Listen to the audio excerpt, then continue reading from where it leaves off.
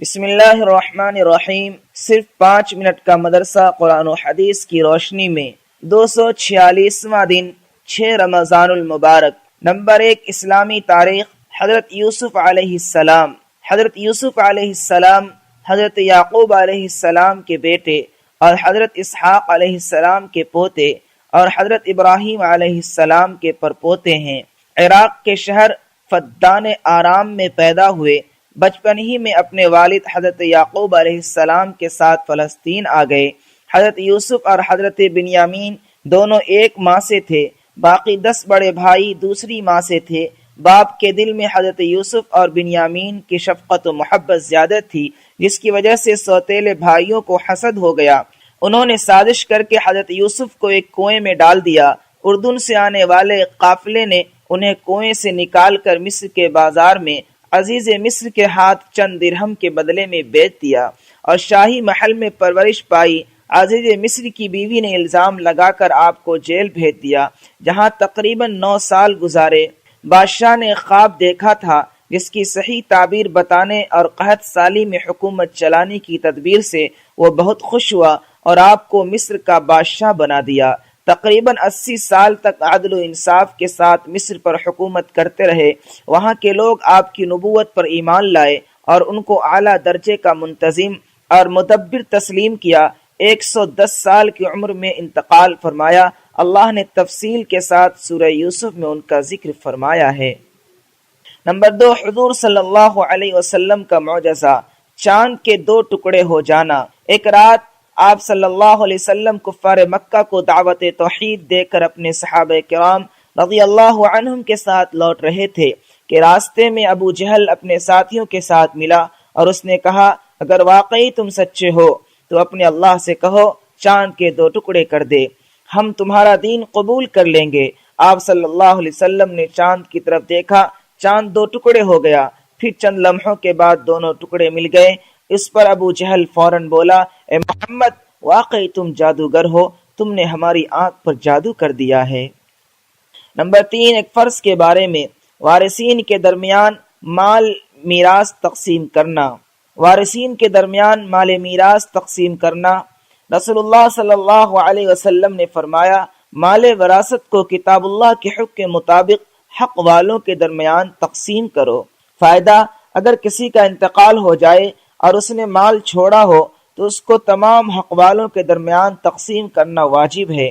بغیر کسی شرعی وجہ کے کسی وارث کو محروم کرنا یا اللہ تعالیٰ کے بنائے ہوئے حصے سے کم دینا جائز نہیں ہے۔ نمبر 4، ایک سنت کے بارے میں، دوسروں کے ہاں افطار کی دعا۔ رسول اللہ صلی اللہ علیہ وسلم جب کسی کے ہاں افطار کرتے تو یہ دعا پڑھتے تھے، افطر عندکم الصائمون وَأَكَلَ طَعَامَكُمُ الْأَبْرَارُ وَصَلَّتْ عَلَيْكُمُ الْمَلَائِكَةُ۔ نمبر 5، ایک اہم عمل کی فضیلت، ماہ رمضان میں عبادت کا انعام۔ رسول اللہ صلی اللہ علیہ وسلم نے رمضان المبارک کی فضیلت بیان کرتے ہوئے فرمایا، جو شخص رمضان میں ایمان کی حالت میں ثواب کی نیت سے عبادت کے لیے کھڑا ہو تو وہ گناہوں سے اس طرح پاک ہو جاتا ہے جس طرح اس کی ماں نے اس کو جنا تھا۔ نمبر 6، ایک گناہ کے بارے میں، یتیموں کا مال کھانا۔